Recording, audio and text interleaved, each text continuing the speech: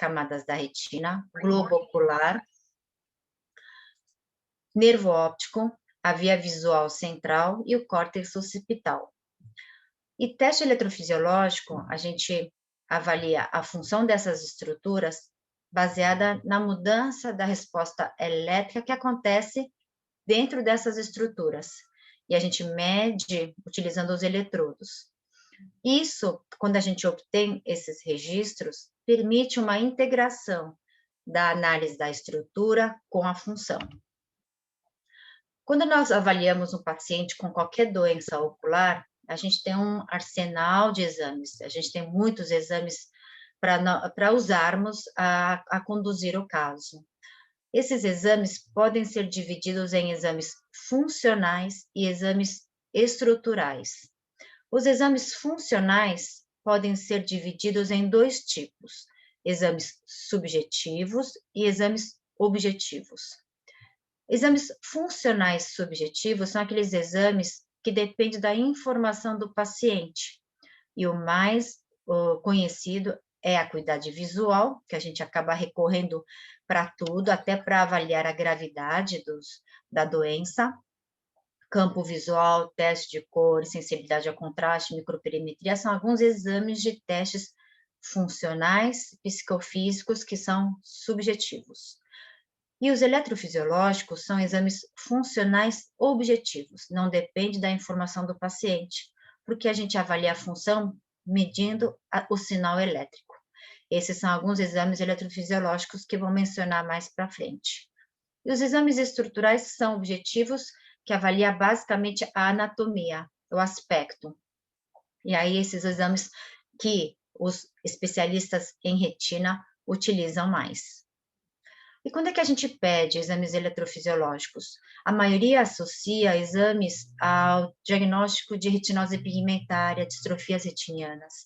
Mas além de distrofias hereditárias, a gente pode avaliar as doenças maculares com esses exames, em situação de perda visual inexplicada, suspeita de toxicidade, tanto da retina quanto do nervo óptico, presença de corpo estranho intraocular ou qualquer tipo de trauma, em neuropatias ópticas, inclusive glaucoma, doenças vasculares, albinismo e suspeita de baixa visão em crianças.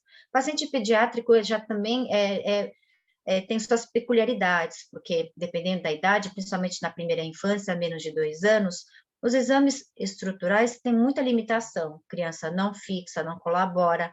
Os exames psicofísicos subjetivos também não funcionam, porque as crianças não informam, o máximo que a gente consegue medir a visão seria cartão de Teller. Então, a gente recorre muito aos exames eletrofisiológicos para obter a parte funcional. Aqui um pouquinho do esquema dos exames eletrofisiológicos que a gente avalia para cada parte da via visual. Então, vocês veem que tem vários exames ao longo da toda a via. E a gente pode dividir os exames eletrofisiológicos em 3 grandes grupos: ERG, EOG e PVE. O ERG, ou eletroretinograma, é exame que avalia a parte funcional das células que compõem a retina. Essas células a gente consegue avaliar de maneira isolada os cones, os bastonetes e também a camada interna, composta de bipolares, Miller e amácrinas, e também a camada de células ganglionares. Então, a parte do exame eletrofisiológico que avalia as camadas da retina são os ERGs. Eletrooculograma avalia a diferença de potencial elétrico, avalia o potencial elétrico do globo ocular. Aí já não são mais as camadas da retina, seria o globo como um todo. E as estruturas, as camadas responsáveis para gerar essa polaridade basal do globo ocular são fotoreceptores, aí entra cones com bastonetes, e o epitélio pigmentado da retina. E o potencial visual evocado, ou potencial evocado visual, se avalia a parte dos axônios, da camada de células ganglionares, a mielinização, estado de mielina, os neurônios e a resposta cortical. Então, os exames eletrofisiológicos estão agrupados nesses 3 grandes exames, ERG, EOG e PVE. Vou falar um pouco de detalhe de cada tipo de exame. O ERG, nós podemos ter 3 tipos: ERG de campo total, multifocal e ERG por padrões. Quando a gente fala em ERG, a maioria acaba associando com ERG de campo total. Tanto que quando a gente fala multifocal, a gente especifica ERG multifocal. E quando a gente especifica ERG por padrões, a gente denomina como PERG. A gente sabe que a retina tem essas camadas de 3 neurônios, fotoreceptores, a camada nuclear interna e ganglionares, e quando a gente enxerga, ocorre uma reação fotoquímica e ocorre a mudança do sinal elétrico após a abertura dos canais iônicos. Então, quanto maior quantidade de células viáveis, maior geração da carga elétrica. E a gente mede essa carga elétrica através do eletrodo adaptado na superfície corneana.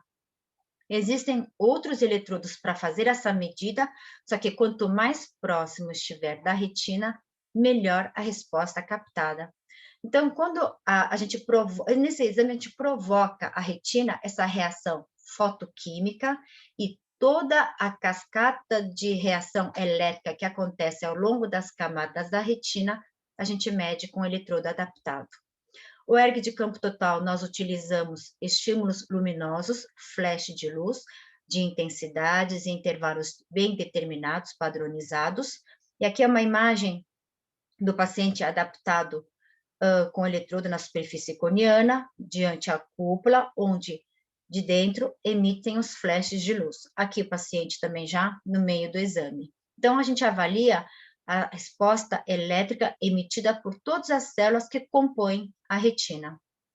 O ERG multifocal já avalia a retina macular, somente da área macular. Então, o paciente é adaptado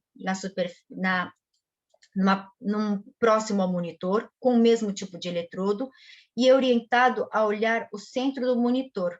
E esses hexágonos, pretos e brancos, essa diferença de luminosidade, provoca a resposta elétrica da retina, que simultaneamente medimos com esse eletrodo.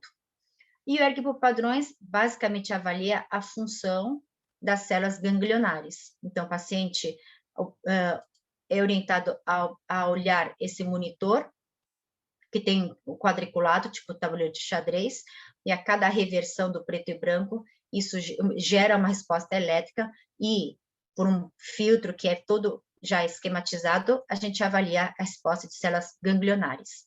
Então, esses são os 3 tipos principais do ERG. O ERG de campo total, a gente avalia vários gráficos, são 6 fases dentro do ERG de campo total, 4 fases são realizadas após adaptação ao escuro, e 2 fases a gente faz após adaptação ao claro. Então, aqui tem alguns modelos, alguns exemplos de gráfico dos registros de cada fase. E cada gráfico representa um grupo celular. E aqui um exemplo do registro que a gente obtém no ERG multifocal. Então, a gente observa os mini-ERGs, digamos, registros de cada área retiniana dentro da área macular. Aqui um gráfico topográfico, um representativo em 3D da resposta elétrica, amplitude da resposta central, e quanto maior a amplitude, maior a cor é mais quente. Então, essa área central foveolar, onde tem maior densidade de cones, nós temos uma maior amplitude da resposta. E o ERG por padrões, só para ter uma ideia, a gente acaba utilizando para avaliação de neuropatias com suspeita de maculopatia. Glaucoma é uma dessas doenças, e quando o paciente tem suspeita de glaucoma, mas concomitantemente tem drusas, alguma maculopatia, ou tem um campo visual de difícil execução, ou uma irregularidade corneana que você não consegue ter uma medida confiável da pressão, a gente pode usar ERG por padrões reversos como um instrumento, uma ferramenta adicional para acompanhar esses casos. E é feito com eletrodo de tipo filamento adaptado na superfície corneana, no fórnix inferior. E EOG, a gente mede a diferença, a mudança que acontece no potencial basal do globo ocular em ambiente escuro e ambiente claro. Esse potencial basal é gerado principalmente por fotoreceptores epitélio pigmentado da retina, tanto que é muito utilizado para avaliação da função do EPR, e principalmente da doença de Best, porque tem uma alteração nessa camada. Quando a gente faz esse exame, os eletrodos são adaptados na pele ao redor do olho e o paciente é orientado a manter a cabeça em frente a essa cúpula, igual do EEG de campo total, e o paciente é orientado a olhar esses pontos, esse ponto luminoso, que varia em 15 graus, do lado direito e do lado esquerdo, e fica fazendo essas versões por 15 minutos. Durante essa fase de 15 minutos de adaptação ao escuro, ocorre normalmente uma queda na resposta basal do globo ocular. E depois desses 15 minutos da fase escura, a gente faz a mesma coisa na fase clara. E o que a gente observa durante o exame, uma elevação do potencial basal do globo ocular na fase clara. Após o término do exame, nós pegamos a amplitude em valor absoluto do pico positivo com vale negativo e a gente faz uma relação direta. Essa relação acima de 2 ou 1,8 consideramos normal, que é o índice de Arden. Quando é abaixo, em torno de 1,5, nós classificamos como subnormal e abaixo de 1,2 como alterado. Então, em pacientes com uma doença difusa do EPR, ou difusa de fotoreceptores, não ocorre essa variação do potencial basal do globo ocular na fase escura nem na fase clara. Então, essa relação acaba sendo bem reduzida. É isso que a gente analisa como parte do teste funcional do EPR. E o potencial visual evocado, a gente mede basicamente a resposta que chega na região occipital quando tem uma estimulação visual. E o PVE também varia de acordo com o tipo de estímulo que nós apresentamos. Esses estímulos são diferentes de acordo com são escolhidos e diferentes de acordo com a estrutura que a gente quer avaliar, a localização da estrutura que a gente quer avaliar e também a acuidade visual. O PVE por padrões reversos é o clássico, a maioria conhece como o PVE. E nesse exame, o paciente vê o monitor com tipo tabuleiro de xadrez, o mesmo que você viu do PERG, e a cada reversão que o paciente percebe, isso gera uma resposta elétrica que é originária da retina, que percorre toda a via visual central e chega na região occipital. O eletrodo adaptado no couro cabeludo da região occipital faz essa medida do sinal elétrico. Em pacientes que não fixam ou têm uma acuidade visual muito baixa, que não consegue perceber a reversão, como bebê ou acuidade visual de MM, pele, a gente utiliza estímulos luminosos. Nós temos dois tipos de intensidade, e fraco e forte, e a gente avalia a amplitude, a quantidade da resposta. Então, aqui, paciente pediátrico que não exige a fixação, consegue realizar e avaliar a integridade da via visual. E esses estímulos também podem ser em forma de grades, como cartões de Teller, e baseado no tamanho do estímulo, tamanho das grades, a gente pode estimar a acuidade visual de maneira objetiva, sem a informação do paciente. Esse é um exemplo de gráfico do PVE por padrões. O dado mais relevante do PVE por padrões é o P100, essa onda positiva que ocorre em torno de 100 milissegundos, e esse é o gráfico do PVE por flashes de luz, que a gente avalia também, principalmente o P2. E como é que vamos interpretar esses exames? Muitas vezes a gente pede o exame, mas eles vêm com os gráficos, com as informações que a gente não consegue interpretar. De maneira simplificada, quando a gente faz o registro de um exame eletrofisiológico, a gente avalia duas variáveis, a amplitude e a latência. A amplitude é nada mais do que quantidade de células. Quanto maior quantidade de células viáveis, maior será a amplitude. Isso para camadas de fotoreceptores, para células ganglionárias, até para células, os neurônios da região occipital.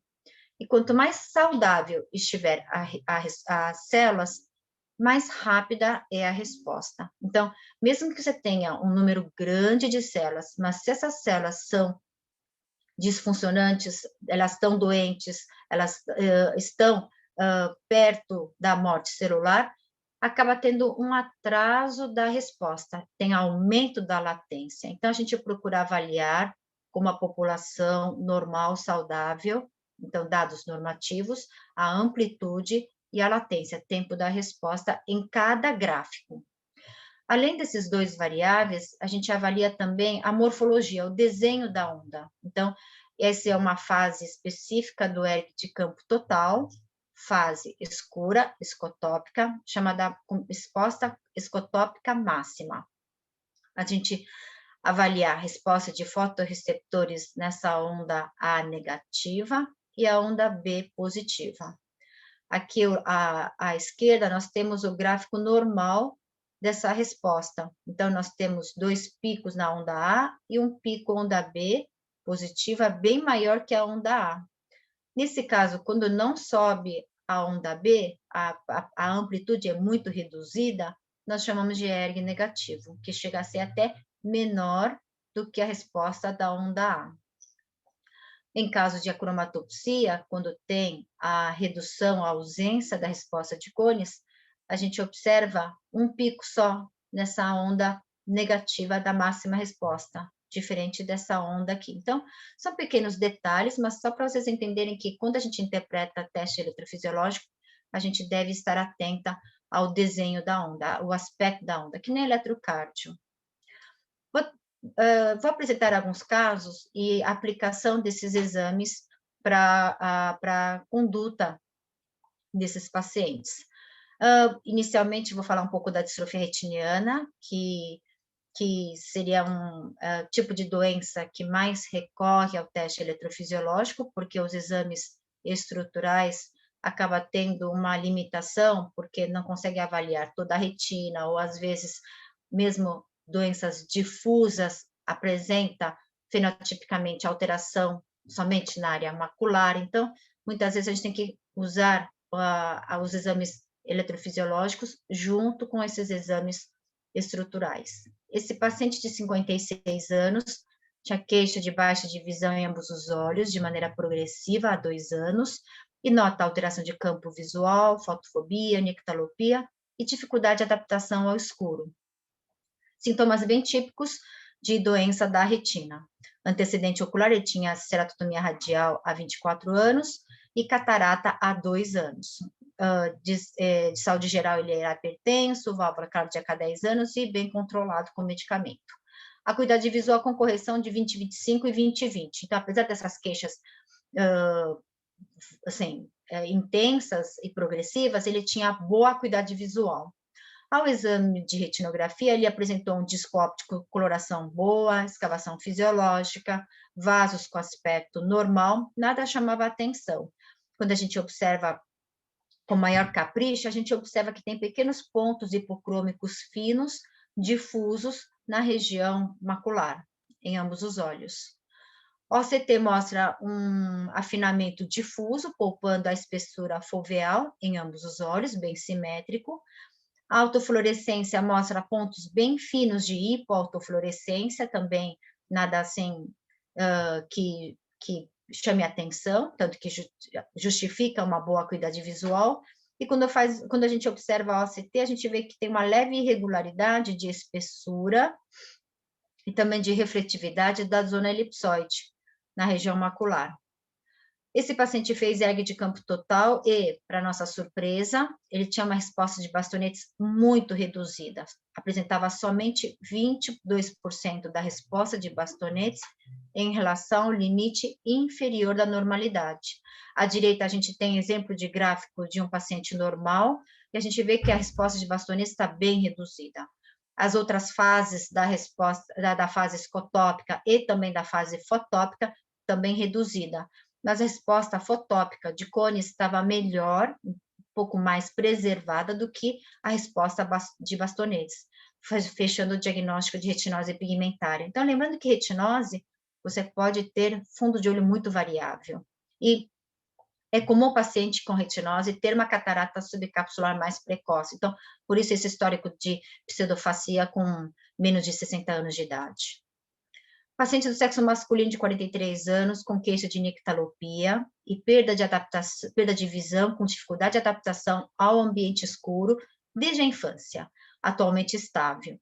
Ele tem como antecedente de consanguinidade, os pais são primos de primeiro grau, é hipertenso, controlado, e acuidade visual de 20/25 e 20/32. Então, semelhante ao paciente do primeiro caso, ele também tinha queixa de nictalopia, mas estável, e também boa acuidade visual. Ao exame de fundo de olho, ele tinha, esse nervo óptico está estourado, não tinha palidez. Tinha aspecto normal, vasos normais, ele tinha área macular com uma leve alteração da pigmentação do EPR, aspecto mais granuloso, e aqui os depósitos brancos, finos, pontiformes, bem difusos na região perimacular e também na periferia.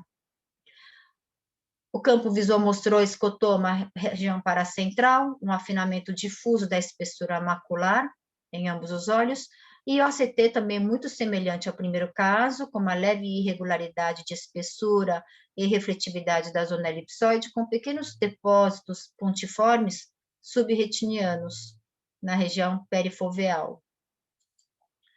Aqui, com maior aumento, a gente vê que tem uma leve irregularidade, aqui até umas áreas de maior espessamento da zona elipsoide. E esse paciente também fez ERG de campo total. E na primeira avaliação tinha uma resposta muito reduzida, tanto que ficamos com a suspeita de retinose pigmentária. Mas como o paciente não nota progressão e tem aqueles pontos finos, difusos, muito sugestivos, fizemos uma adaptação prolongada ao escuro e repetimos o ERG após 3 horas de adaptação ao escuro. E a gente observa que as respostas escotópicas retornam à normalidade, fechando o diagnóstico de fundos albipontatos, que é um tipo de cegueira noturna congênita estacionária. Então, o paciente é só orientado quanto a essa nictalopia e o paciente segue a vida sem nenhum risco de ter perda da visão. Essa paciente de 40 anos queixa de fotofobia intensa há 5 anos, associada a baixa acuidade visual progressiva. E de investigação, já passou pela investigação neurológica devido a essa fotofobia, descartaram esclerose múltipla e até pensaram em neurite óptica, mas não tinha alteração de campo visual nem da visão de cores que sugerisse uma neurite. Paciente iniciou a investigação em 2014, mas tinha um acompanhamento irregular. De antecedente ocular, ela tinha PRK aos 28 anos de idade, para corrigir 7 graus de miopia, saúde boa, acuidade visual baixa, 20/160 AO, que não melhorava muito com furo estenopeico, 20/80, 20/50. Exame de retina também não chama atenção, disco óptico com escavação fisiológica, vasos com discreta tortuosidade arteriolar, a retina com aspecto normal. Angiofluorescenografia também normal, OCT normal, e ao exame de OCT, espessura normal, nada chamava atenção, mas observando de perto, a gente observou só um leve espessamento da zona elipsoide, somente na área foveolar. Isso de maneira simétrica em ambos os olhos. Essa paciente veio para fazer o exame de PVE, para avaliar e descartar uma eventual neurite óptica pregressa, porque mesmo que a paciente tenha tido uma neurite por esclerose múltipla, a alteração do tempo da resposta secundária à desmielinização permanece, mesmo que o paciente volte a ter a acuidade visual de 20/20. E é comum o paciente com neurite óptica, que depois da recuperação da visão, da crise, tenha uma visão normal, acuidade visual normal. Mas o PVE nunca fica normal, sempre costuma demonstrar atraso de resposta.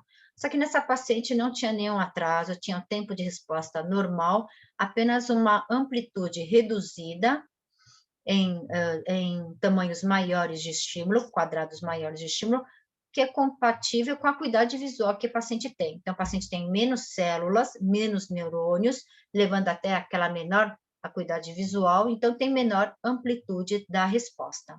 Então, nós sempre procuramos medir resposta em condição binocular, olho direito e olho esquerdo isoladamente.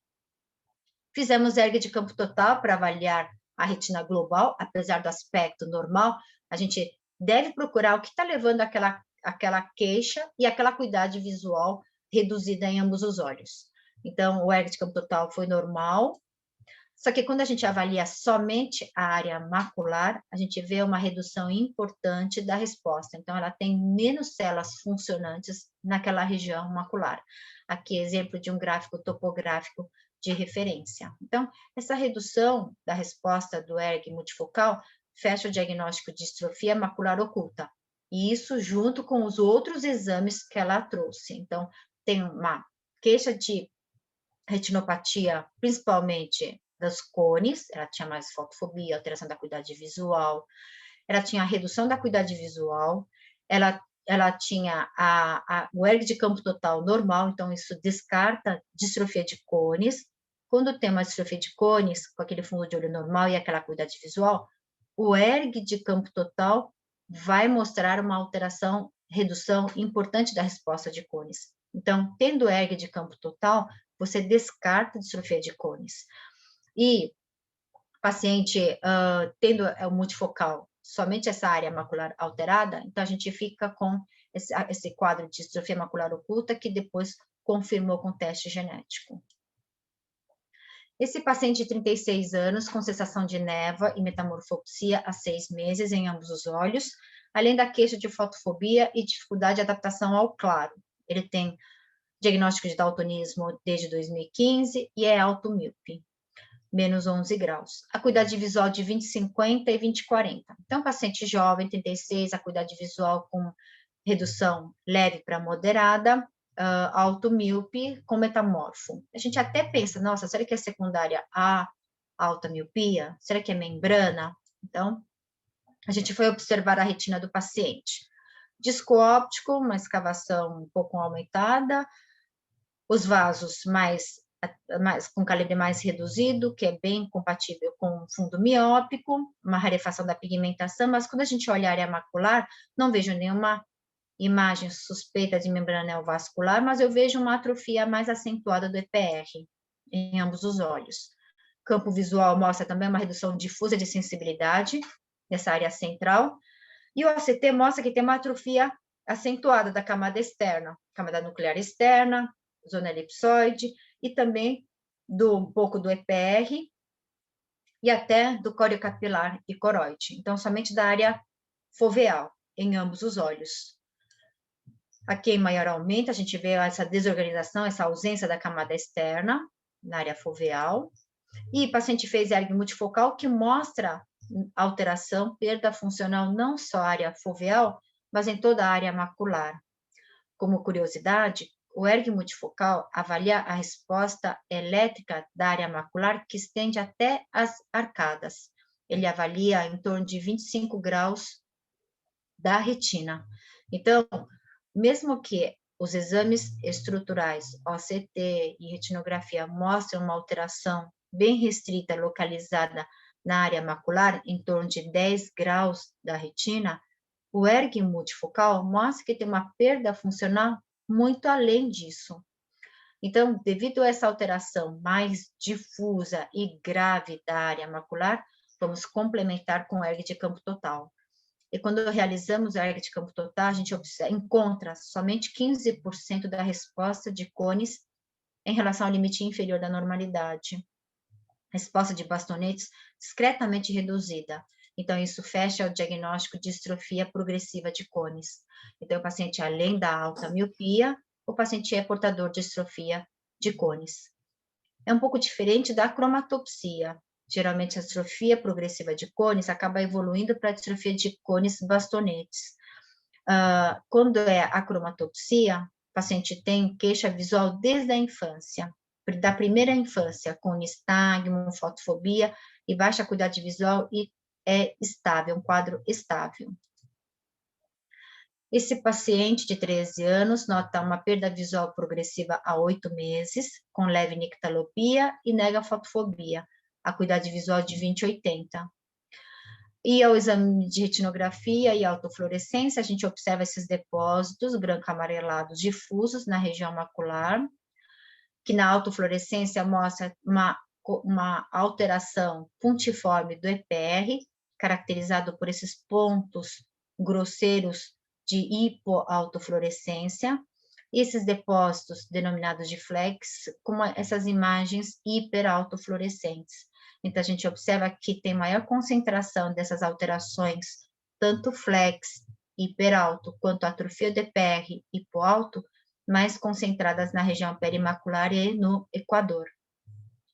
Essa doença é a maculopatia mais prevalente, mais comum da infância, e é comum os pacientes queixarem de dificuldade ora central, fotofobia, que seria a doença de Stargardt, e quando o paciente tem mais flex, mais alterações nessa região do equador, às vezes tem maior queixa de nictalopia e dificuldade de adaptação, porque nessa região do equador é onde tem maior densidade dos bastonetes. A gente fez ERG multifocal para avaliar a parte funcional da mácula, então, apesar dos flex estarem localizados na região perimacular, a gente observa que tem uma perda funcional grave em ambos os olhos. O ERG de campo total é normal, por enquanto, e esse paciente deve ser acompanhado, principalmente pelo ERG de campo total. Como tem aquelas alterações mais concentradas na região do equador, é possível que o paciente evolua também com alguma disfunção dos bastonetes. Então, o melhor jeito de acompanhar essa eventual disfunção é pelo ERG de campo total. Essa paciente de 9 anos tem nistagmo desde 5 meses de idade, dificuldade com as cores, fotofobia e visão melhor em ambiente escuro. E tem boa saúde, acuidade visual de 20/250. Aqui é aquele caso de acromatopsia, que você tem uma resposta de bastonetes normais, a resposta escotópica normal, e aqui a gente vê que tem só um pico e não dois, como a gente costuma observar. E quando a gente vai na fase clara do ERG de campo total, a gente tem a resposta não detectável dos cones. E isso é característico de acromatopsia. Tanto a distrofia progressiva de cones quanto a cromatopsia, é comum a gente encontrar fundo de olho normal. Outros achados de fundo de olho seria a maculopatia em alvo, bullseye, ou às vezes uma pequena alteração do brilho foveal, ou uma pequena alteração puntiforme grosseira da área macular do EPR. O diagnóstico a gente faz com ERG de campo total, porque esses casos de acromatopsia ou distrofia de cones, quando a gente faz ERG multifocal, vai dar com certeza alterado, mas não consegue fazer diagnóstico diferencial com Stargardt. Por isso que deve ser complementado com ERG de campo total. Se for Stargardt, dá normal. Se for distrofia de cones ou acromatopsia, a resposta de cones dá bem alterado. Saindo um pouco da retina, que outras especialidades, que outras doenças podem se beneficiar com esses exames? Para trazer um exemplo do segmento anterior, eu trouxe em casos de opacidade corneana, e as principais indicações para quem faz segmento anterior é que esses exames eletrofisiológicos podem ajudar na avaliação das estruturas posteriores para eventual tratamento cirúrgico e ajudar um pouco a também avaliar o prognóstico. E os principais testes que nós utilizamos são ERG de campo total, PVE por flash de luz e PVE por padrões. Quando é que eu utilizo o PVE por flash e quando é que eu utilizo o PVE por padrões? O flash é luz de maneira difusa, então a gente avalia a retina como um todo, principalmente a resposta da retina periférica. PVE por padrões é aquele tabuleiro de xadrez que tem a troca da luminosidade do preto e branco. Tem que ter um mínimo de acuidade visual, esse mínimo seria em torno de 20/200, para perceber a parte da reversão dos quadrados pretos e brancos. Então, Para quem tem a acuidade visual pior do que 20/200, a gente recomenda a avaliação com flash de luz. Além dessa questão da acuidade visual, o paciente tem que ser colaborativo, pelo menos um pouco o mínimo, né, para manter a fixação durante o exame, que demora em torno de 2 a 3 minutos. Esse paciente teve leucoma após úlcera por acanthameba, já fez 4 transplantes de córnea, acuidade visual de MM e outro olho normal. E veio para avaliação da possibilidade de fazer 5º transplante. E quando nós fizemos o ERG de campo total, para nossa surpresa, ele tinha uma resposta detectável. Então, apesar dessa opacidade importante, com a dilatação, chega a luz suficiente e o melhor, a resposta desse olho reage muito bem a toda a luz que chega. Quando a gente faz ERG de campo total, a resposta retiniana é diretamente proporcional à luz que chega. Por isso que o exame é sempre feito com midríase e caso em pacientes que têm opacidade importante de córnea, do cristalino, do vítreo ou pupila não midriática, a gente sabe que chega menos luz.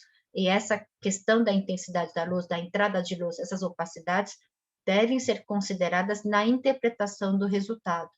Então, eu sabendo que tem essa opacidade, mas tem essa apresentação da retina, opa, isso é muito bom, uma resposta considerada muito boa.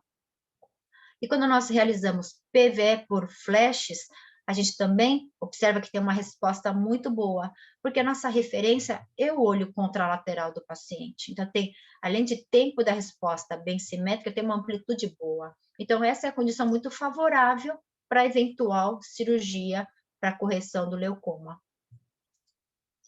Diferente desse paciente, apesar de ter uma opacidade menos intensa do que o paciente anterior, quando a gente faz o ERG de campo total, foi uma resposta não detectável. E quando a gente faz o PV por flash, foi também uma resposta bem rudimentar, quase se mistura a resposta biológica dele. E quando a gente mostra flash de alta intensidade, não teve uma melhora significativa. Então, esse quadro já tem um prognóstico mais reservado. Em algumas situações para acompanhamento de doenças do nervo óptico, nós também podemos utilizar esses exames e tem como principal indicação para seguimento dessas doenças do nervo óptico e para avaliar na presença de retinopatia concomitante. Então, o paciente tem uma neuropatia junto com uma retinopatia. Então, esses exames ajudam a classificar, a dar uma dimensão de em que estrutura, em que camada tem maior disfunção ou está mais preservada. Porque quando a gente mede a acuidade visual, campo visual, está tudo misturado. Então, esses exames objetivos acabam ajudando a isolar respostas por camada, por célula. Os principais exames são PVE por padrões, quando tem uma acuidade visual e fixação adequada, ERG multifocal, que é para avaliar a resposta da área macular, dessas duas camadas, dos 2 primeiros neurônios, fotoreceptores e bipolares. O terceiro neurônio, que seriam as células ganglionares, a gente avalia com ERG por padrões. A fotópica negativa, a gente também avalia as células ganglionares, mas da retina inteira. É indicado quando o paciente tem uma baixa acuidade visual ou então não consegue fixar, porque a gente utiliza flashes luminosos. E o ERG de campo total para avaliação da retina global, principalmente a retina periférica. Aqui, só para exemplificar, o exame de PERG, ERG por padrões, paciente com 29 anos, mãe e avó com glaucoma, PAC espessa e PIL de 21/19. Então, se essa pressão é por causa da córnea espessa ou não, mas o paciente com uma escavação de 0,7, disco grande, míope, então, realmente dá essa dúvida. Aí a gente fez o PERG. O que chama atenção nesse PERG é a assimetria da resposta. Então, o paciente desse olho direito tinha uma amplitude menor do que o olho esquerdo. Então, além dos valores absolutos, a gente presta atenção para essa questão da simetria. Aí ele começou com hipotensor nesse olho direito e depois, repetindo o exame, teve uma simetria muito mais observada. Essa diferença pequena de amplitude é normal, porque exames eletrofisiológicos acabam tendo uma grande variação, oscilação da amplitude. Mas o objetivo principal aqui é avaliar a simetria. Esse paciente de 27 anos, mesmo com a acuidade visual normal de 20/16, ele não tinha queixa visual, mas ele tinha essa questão de parestesia de membros superiores a 2 meses, e o médico suspeitou de esclerose. Paciente masculino, 27 anos, jovem, quando sai um pouco daquele perfil do paciente típico de esclerose, o médico quis fazer uma investigação mais detalhada para descartar mesmo a esclerose. E quando a gente faz o PV por padrões, mesmo com essa boa acuidade visual, a gente observa um alargamento dessa onda e um atraso dessa resposta do olho esquerdo, que a gente só observa isso em doenças desmielinizantes.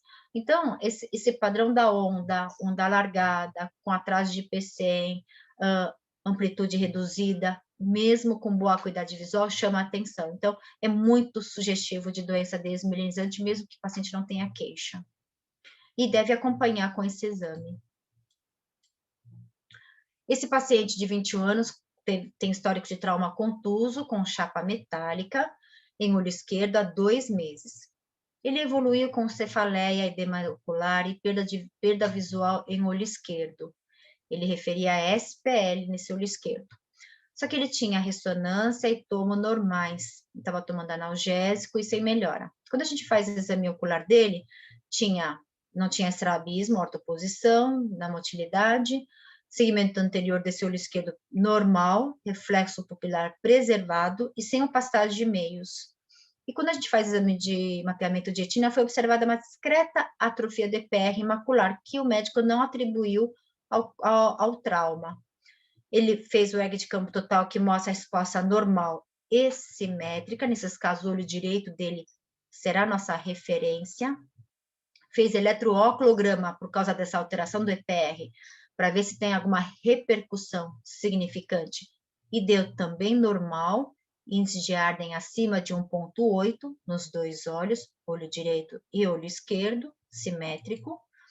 Nós fizemos 1 mês depois o PV por padrões, continua com a queixa de BAV, de ausência de percepção luminosa, e quando a gente faz o PV, a gente vê que tem uma resposta boa na condição binocular, olho direito, olho esquerdo está um pouquinho reduzida, a amplitude é atrasada, mas quando a gente faz de 1 grau, a resposta é praticamente simétrica, com leve redução da amplitude. E isso, ter uma resposta no PV, com certeza é incompatível com a acuidade visual informada pelo paciente. Então, nós complementamos com PV de varredura, que faz a medida objetiva da acuidade visual e deu 20/32 nesse olho esquerdo. Então, ia ser um paciente simulador. Esse paciente é o último caso, de 61 anos, nota baixa da acuidade visual inespecífica, com ofuscamento, piora da visão noturna há 3 meses. Então, de aparecimento súbito. Uma boa acuidade visual de 20/25, e no exame ocular tinha suspeita de vasculite e neurite em ambos os olhos. Traz ressonância normal de crânio, e de antecedente pessoal, ele tinha feito uma cirurgia de lesão pigmentada no couro cabeludo há 4 anos, que confirmou ser uma melanoma, e tratou com radioterapia. Ao exame de retinografia mostrou discos normais, área macular normal, na retina central e periférica. OCT também normal, nós fizemos, apesar dessa queixa ser bem inespecífica, fizemos ERG multifocal, que mostrou respostas normais. Mas quando a gente faz ERG de campo total, a gente observou uma resposta de bastonetes praticamente não detectável, uma amplitude muito reduzida e muito atrasada. E a gente tem uma resposta que é o ERG negativo. A presença de resposta de bastonetes reduzida, ERG negativo e histórico pessoal de melanoma, a gente fecha o diagnóstico de retinopatia associada ao melanoma. Esse é o MAR. Então, isso é bem típico. Então, quando a gente observa esse achado, tem grande chance de ter metástase, tanto que esse paciente foi referido ao oncologista, procurou outras lesões, foi achada metástase, ele retomou o tratamento. Esse é o último slide, então aqui tem um breve resumo dos exames mais conhecidos. Tem mais exames, mas esses são os mais, digamos, usuais na nossa prática clínica, o PVE, ERG e EOG. A origem dessas respostas, então pode copiar. Cada exame avalia uma camada específica, um grupo celular específico, a principal finalidade e exemplo de doenças onde esses exames podem ajudar no diagnóstico e no acompanhamento. Tem o meu contato, se alguém tiver alguma dúvida, a gente abre esse tempinho para discussão e para esclarecimento de dúvidas. E obrigada pela atenção. Olha, esses meus exames de ERG viessem tão explicadinhos assim, eu ia pedir mais, sabe? Porque muitas vezes a gente fica realmente pensando se pode ter benefício ou não para o nosso caso, pede ou não pede, se vai mudar, né? Mas, assim, muito bom, excelente. A gente pegou um caso de distrofia macular oculta recentemente e a gente não pediu. Foi mais no achado da CT e que a gente, enfim, chegou à conclusão que era, mas tá aí uma boa indicação, né? Eu Sim. só vi um caso é doença de Miyazaki, né? Assim, É a maculopatia oculta, né? Que a a gente não, distrofia eu não, a gente é bem, o nome é maculopatia oculta é, mesmo, e tem um gene bem específico, que é LP1. hum, Então, tem que ter essas características mesmo. Então, a paciente tem que ter uma queixa, principalmente do sistema de cores, tem que ter uhum, redução da acuidade visual, geralmente a gente pede os testes funcionais com redução mesmo. Aí o ERG multifocal é o mais indicado.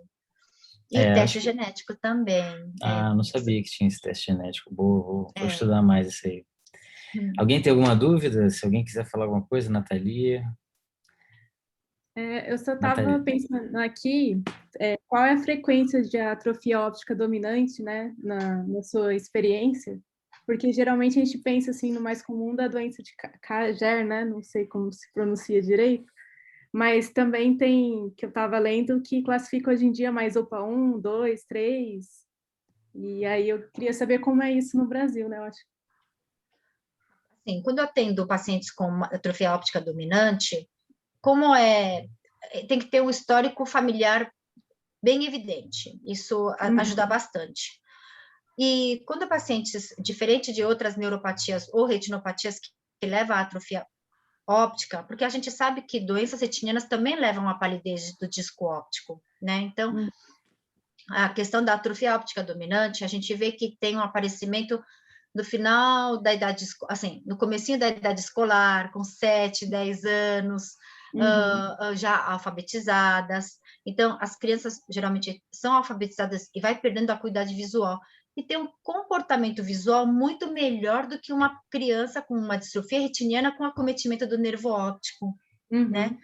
Então, a questão do OPA 1, 2, é claro que vai variar pela idade do aparecimento e a gravidade, né? E também se tem achados sistêmicos associados. Então, assim, o PVE em si não vai ajudar a diferenciar entre esses subtipos. Ele ajuda a mostrar o quanto está acometido. Então, dependendo da fase que o paciente chega para nós fazer o exame, você vai encontrar um PVE por flash, PVE por padrões muito reduzido, quase não detectável. Vai depender muito da acuidade visual. Então, a amplitude é bem reduzida, tem atraso de resposta bem significante. Aí, às vezes, a gente acaba acompanhando pelo PVE por flash, mas a gente não consegue fazer a distinção do tipo. Entendi. E é comum, assim, fazer esse diagnóstico tardio ou geralmente a clínica do paciente é realmente na fase, assim, na infantil e adolescência? Porque às vezes a gente pega essas neurite ópticas, neuropatias ópticas, assim, no ambulatório que a gente leva em questão, né? Daí entra até numa discussão lá sobre isso. Aí... Eu percebi que hoje em dia a gente faz um diagnóstico mais precoce, por causa do histórico familiar. Raramente a gente vai pegar o primeiro, o que começou. Sim. Como os pacientes já têm histórico na família conhecida, meu tio teve esse problema, meu primo tem esse problema, então eles acabam realmente vindo mais cedo. Então é bem essa idade escolar que a gente acaba pegando. Então beleza. Obrigada, viu? Imagina. Song, muitíssimo obrigado. Foi Excelente ótimo, aula. realmente. Nossa, você falou acho que tudo, e mais um pouco. Agradeço em nome de todos os residentes aí. Tenho certeza que foi muito bom para todo mundo aqui. Obrigada, André. Foi um prazer. E tem muito mais. A gente pode até combinar mais vezes, assim, só para Ótimo. trazer casos de neuroftalmo ou mais outras aplicações de retina que não são as distrofias. Então, a gente pode... Quem sabe a gente marca uma segunda rodada aí. Porque é tão amplo esse assunto e é Sim. difícil você Não, mas foi tentar ótimo. resumir. Foi ótimo, foi muito bom. Excelente. Gente, boa noite. Song, obrigado.